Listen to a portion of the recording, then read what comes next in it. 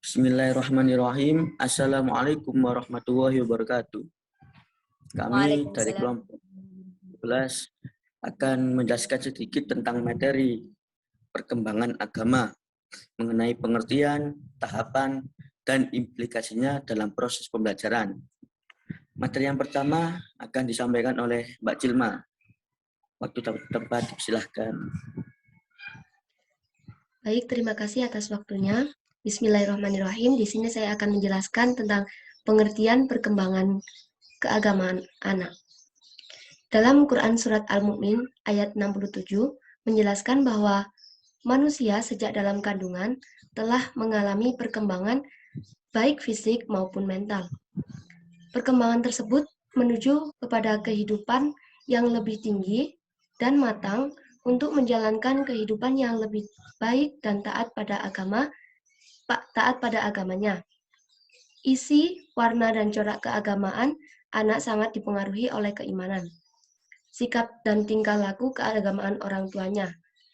Itu menurut Ahyadi. Selanjutnya menurut Raharjo, perkembangan keagamaan pada anak adalah proses yang dilewati oleh seorang untuk mengenal Tuhannya. Sejak manusia dilahirkan dalam keadaan lemah fisik maupun psikis. Walaupun dalam keadaan yang demikian, ia telah memiliki kemampuan bawaan yang bersifat laten, yakni fitrah keberagamaan.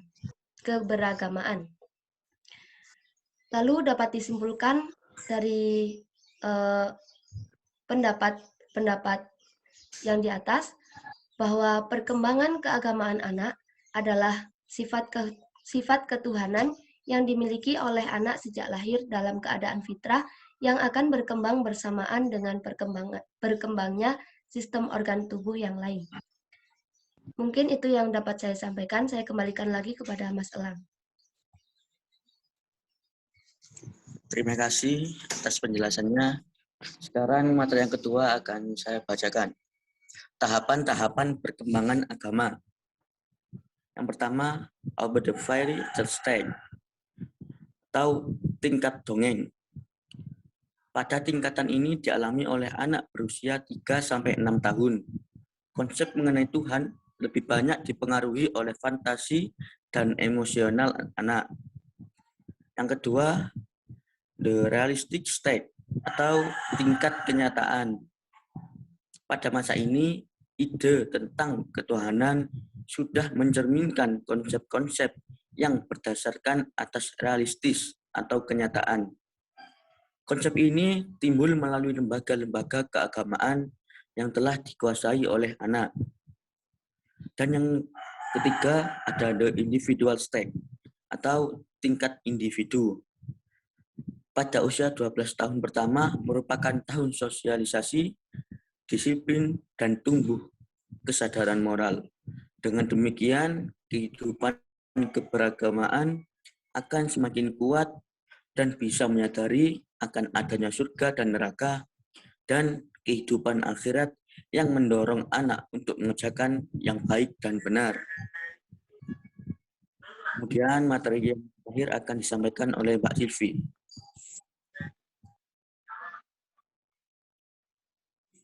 Slide-nya.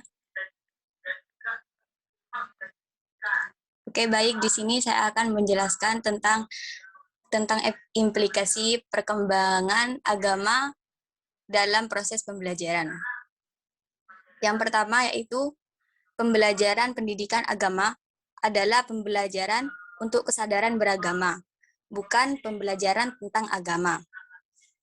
Dan yang kedua, kesadaran terhadap nilai dalam pembelajaran pendidikan agama adalah kepekaan terhadap baik dan buruk berdasarkan aturan agama yang dapat mengendalikan tindakan seseorang. Dan yang ketiga, kesadaran terhadap nilai ajaran agama dapat dikembangkan sejak dini dengan model yang tepat, sesuai dengan tugas perkembangan agama anak. Dan selanjutnya yaitu pembelajaran pendidikan agama Islam akan efektif jika dilaksanakan secara utuh. Dan selanjutnya, pembelajaran pendidikan agama yang utuh dikelola dengan menggunakan model pembelajaran yang utuh. Dan yang keenam, pembelajaran yang utuh menyeimbangkan antara otonomi murid sebagai pembelajar dan otoritas guru sebagai pengajar. Terus, itu. Kesimpulan. Kesimpulan. Dan untuk kesimpulan ini, perkembangan keagamaan anak adalah sifat ketuhanan yang dimiliki oleh anak sejak lahir dalam keadaan fitrah yang akan berkembang bersamaan dengan berkembangnya sistem organ tubuh yang lain. Keadaan fitrah yang dibawa anak sejak lahir dibutuhkan bimbingan dari orang tua sehingga akan tumbuh dan berkembang sesuai agama yang dianutnya.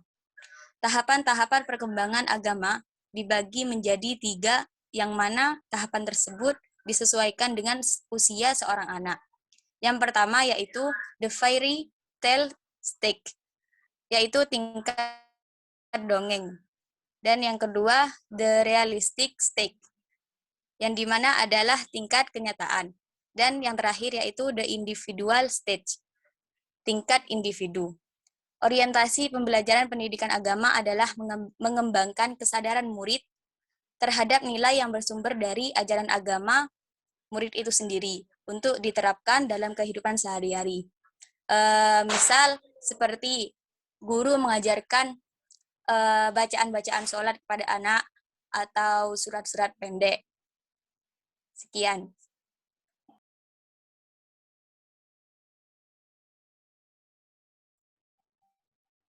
Terima kasih atas penjelasannya.